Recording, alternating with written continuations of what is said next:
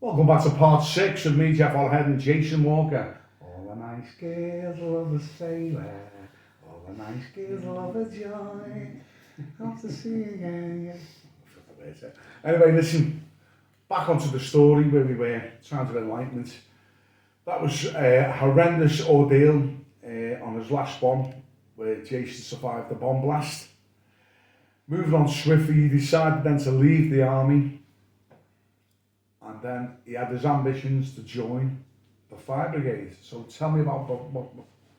So basically, I leave the army with intentions of, I always have a plan A and a plan B. Plan A was to join the fire service, and I always had in the back of my mind Royal Navy for some reason. So I'll come out, take the exam for the Fire Brigade, my education being as it is, let me down again, failed, and I was straight back into the careers office.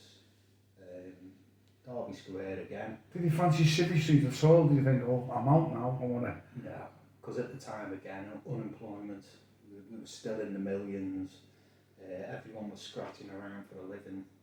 The forces, to me, regular money, regular income, safe. Security. It was the Navy. So you went to Derby Square. Careers office again, and believe it or not, I actually failed the exam. Another exam failed, but when I got in the office, Chief Petty Officer sat me down. He said, "Your maths is terrible." He said, "But you're ex-services, aren't you?" He said, "Yeah." I said, "I've done 4 years in the army, and in them days, you do the exam in pencil." And right in front of me, rubbing the score out, adding a few points, he said, "Right, you've passed." I was like, "Happy days, thank you very much." Nudge, nudge, wink, wink, yeah. Before you know it, I was away. This is 1992. Arrive at HMS Raleigh, 7 weeks training, followed by 3 weeks seamanship, and then into your trade training. Having come from the army, I thought, what a pain in the arse doing all this again. So training, was it anything like the Beastie Boys? Oh no, it was a walk in the park compared to that one. Breeze. Yeah. And what It was just a pain in the arse, ironing all your stuff, inspections, and thinking, oh, I've got to go through that again. But, the physical side of it, and, the bee stings were non-existent compared to what I've been through. So I found it, coasted through. So you think P Company really put you at a standard to thinking, you know what, this is just, yeah. Basically, I've been to hell once. Yeah, this is heaven. This is heaven. So, right, so you passed your training and you passed, did you have another pass-out parade being a I did, yeah. Yeah, so we had a pass-out parade. What did you wear? What was the dress then? Was it like whites or blues or? No, your number 2 rig. It was dark, it wasn't white. Yeah. White is like when you're tropical. Okay. Do you have that man like a Popeye hat? Yeah. Yeah. I'm not taking them, but it's just, yeah, amazing. So, what comparisons, right, just goes from the Navy to the Army, would you? It's something that I'm asked quite often, what's the difference between the Army and the Navy? And I always answer the same, where the Navy, you're paid better, you're treated better, you're educated, you spend a lot of time in classrooms learning. The general life is better, you see more of the world. The Army, 4 years, I seen Berlin, Northern Ireland. On one trip alone in the Navy, I did 24 different countries in one trip. Wow. And that was over, say, a 6-9 month period.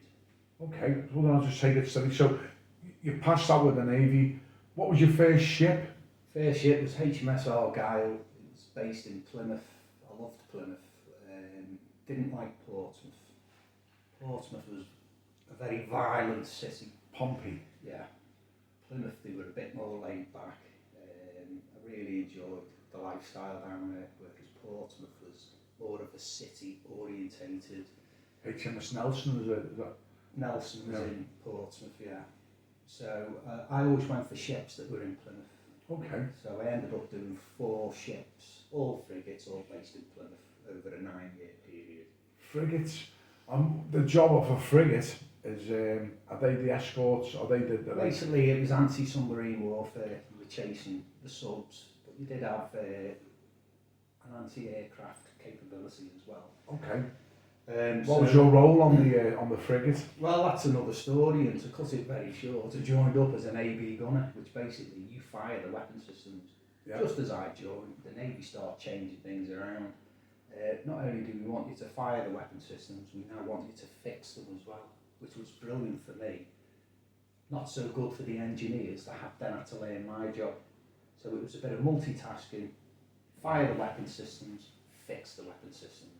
Hence, out of a 9-year period, I'd spent over 3 years, short time, different periods, getting educated, engineering, electrics, pneumatics, hydraulics. So that brought me education up to a standard. And just to rephrase that, I mean, if you learn the basics of sort of like an electrician, because you're messing around with wires and you've got to know, would that, if you were, say, in the Navy and you come out the Navy, you'd have qualifications that could give you better further, job opportunities? Exactly. Currently I'm now working on the trains as a fitter, and that is due to the education that the Navy gave me. Fantastic. So we're going to delve back onto the frigate. Some stories of being at sea. The Bahamas, it springs to mind. It was my first ship, the Argyle, and we go out to America. I think it was a 3-month trip. Bermuda, Bahamas. Richard Branson's mansion. Yeah, we went all Jeffrey Einstein. That area. No, an incident that springs to mind out there is spring break, we call it. Spring break. Bahamas, it's full of Americans. Now, these Americans, we did bump into them a lot. Okay. I mean, you know yourself, Jeff, very loud, aren't they? I remember coming out of a nightclub. There was 3 of us, little Nobby Clark. This guy was about 5'6", like that. And then there was another guy, Paul, his name was. He'd only just joined the ship, didn't know him too well. But we'd had enough, come out of a nightclub, was standing in the road, waiting for a taxi back to the ship. Now the story actually is, which I didn't know at the time, this Paul, open top Jeep comes driving past with two girls in the front. And what does he do? He spits in the road. The wind takes it, hits this girl right in the face. But she'd gone Fried fast. egg in the face. She'd stopped. Was there a golly or a spit or More of a golly. Oh! So they'd gone past, stopped and reversed. Whereas me, I'd had a few beers, I just seen a Jeep pull up. I didn't know he'd done this. They told me later. I just see this Jeep pull up, these 2 girls shouting, "Who spat, man? Who spat?" American accent. I'm thinking, who spat, what they saying? They want directions, are they lost or whatever? I walk over and I kind of lean in and say, "What?" She goes, "Who spat, man?" Who spat, man? And I just felt man? the suspension of the Jeep lift. Okay. I didn't, totally blanked. There was 2 big Yanks sat in the back. Oh. You know what I mean? Marines. I don't know what, the suspension lifted, and I'm like, one comes round that way and one comes round this way, and I'm oblivious. Who spat? And all I heard was crack. I instantly knew what had happened. I don't know how, but I was primed, and as I was in, the weight was on my front leg, and I was primed to throw a left hook, and I just threw it, and it landed right on the button. Now these Yanks get so big on pizzas and burgers, I'll never, big units. Yeah. He goes Timber. hits the floor. He did little Nobby. He was on the floor. So he's at Nobby. He's hit Nobby, knocked him out instantly. I'd left hooked him. He hits the floor, and I look over, and this Paul stood there. Started stamping on him. Yeah, Yank bastard, and I'm thinking, oh Christ, he's violent. Yeah. You know what I mean? Little tap on the shoulder. A turn, bang, big fist right in my eye. My eye just exploded. Oh. No ring on or whatever. It just went pop, blood, pissing out. But I think because I didn't hit the floor, it didn't knock me out. I looked at him and I thought, Jesus Christ, he was a big Al unit. You know what I mean? And I just looked at him. I said, "Do you want to fight, do you, Yank?" I think the accent straight away his hands, they open, he takes a step back, it's British. The Yanks are always warned, don't drink with the British, don't fight with the British. You know what I mean? And I thought, man, I got away with this one. He stepped back. I said, pick your mates up and fuck off. Anyway, he walked around, picked his mates up, put them in the back. Away we went back to the ship, and I thought, oh, I got away with that one. So you got away with that one just by a little bit of front. Probably your adrenaline was going, your eye was thinking. So you went back to the ship. Obviously you're in the Bahamas trying to, one of the best times of life, you're walking around with a big black eye. I had a big black eye for a few days. Got away with that. Could have ended up a lot worse. So when did he admit that he spat? Because you're like... On the way back to the ship. You know, yeah. I just seen this video. I said, what? What a spat. And I did it on purpose. You know what I mean? So back on the ship then, what was your duty? I mean, so, say for instance, I always think, what did they do once all your jobs are done, like your weapons, you've all been tested, you've been drilled, they're all in sort of, they're all in great action. Do you have a time to like sit on the decks and, you know? When you go to sea, you fall into a routine, there's a watch system. What annoyed me is my second ship, we had Tim Lawrence as the captain. Now Tim Lawrence? He's married to Princess Anne. Princess Anne? Yeah. Royalty? Royalty. Okay. So everywhere we went, Princess Anne would be on the jetty, you know, and you'd be like, oh God, so that ship, it was just clean all the time. It was an absolute pain.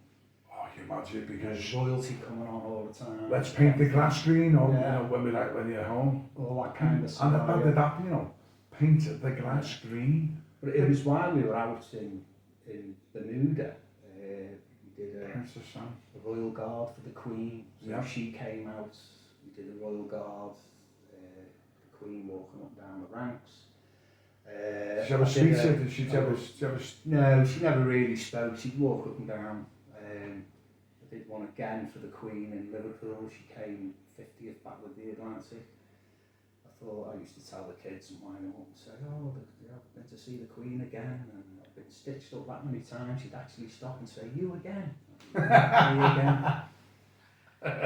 So from that's tremendous. So did you say that you went to, you know, you seen the thing when the Berlin Wall came down? That was like a big major world historical event.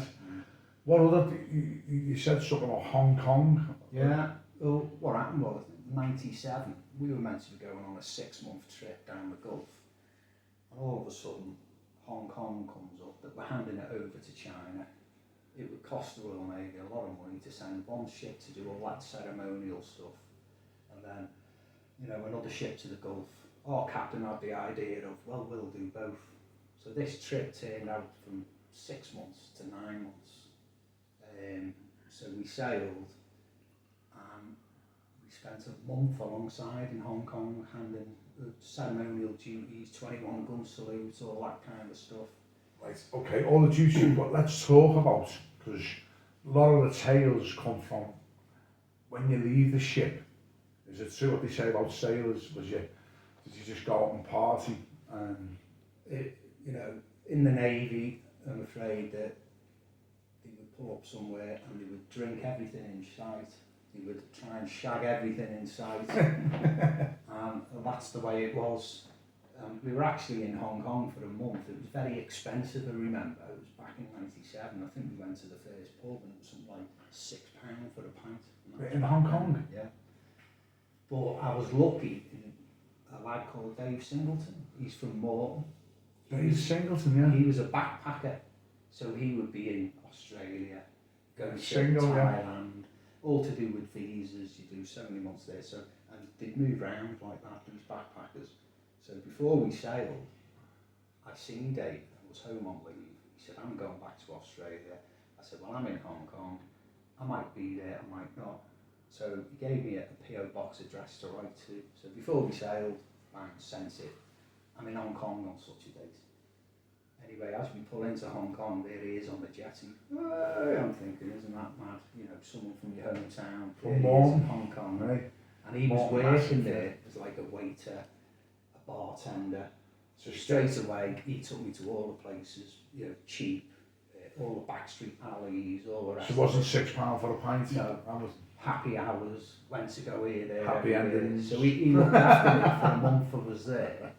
But I do remember him saying, look, I'll take you where to live. And we went to a block of flats. I walked in, he's in a 2-bedroom apartment. And as I walked in, there's just bunk beds all the way around. And I'm thinking, how many's in here, Dave? He said, oh, there's 20 odd. There's families, there's mums, dads, kids. This is all, it's space in Hong Kong. All paying rent. He said, don't tell me one where to live. I was like, Christ. He was just literally on a bunk with a bag. And that was it. He'd be everywhere until he, backpacking around. It was horrendous the way he lived, you know. But that, most people like that, just like that damn cubes, just want to just get your head down. I mean, obviously that must be horrible because, in them confined spaces, yourself. But it was during that trip, we had the Royal Yacht with us. And that was alongside in Hong Kong. So as we leave, we're going to Manila in Philippines, and we're escorting the Royal Yacht. Okay, to the Philippines. Yeah. So it was literally 20 metres away, and we're sailing. I remember going on watch the next morning. I think it was about 6 in the morning. Come on the upper deck, and it was empty, just me on the upper deck, on the flight deck. Sit on the bollard, I'm having a cup of tea and a fag before I go on watch. And I'm looking at the Royal Yacht, admiring it, and all of a sudden the door opens and Prince Charles comes walking on the deck. He's got his cup of tea, he sits on the bottom, we're facing each other, we're sailing along, and I'm thinking, it's just me on the upper deck.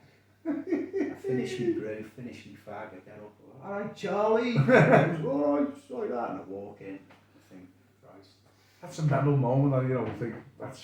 But we go to Cape Town, I think it was, and there we do what's called a cheer ship. South Africa, Cape South Town, Africa. Is that the Horn? Is it, what's it called? In the sea, Cape Horn. Cape Horn. Is that Cape Horn? Yeah. Down that way. Yeah. And we get to Africa and meet Nelson Mandela. At the time, he was president, and we do what's called a cheer ship. Nelson Mandela,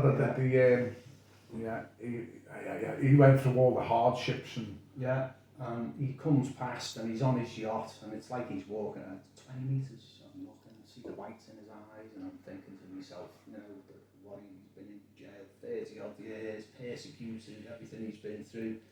And we do this cheer ship. It was, a nice touch on the trip to, get that close to him. It was memorable moments. Memorable moments, and you think a scally like yourself, and you chose this life. Not many people would like to go and go in the army, then go in the navy.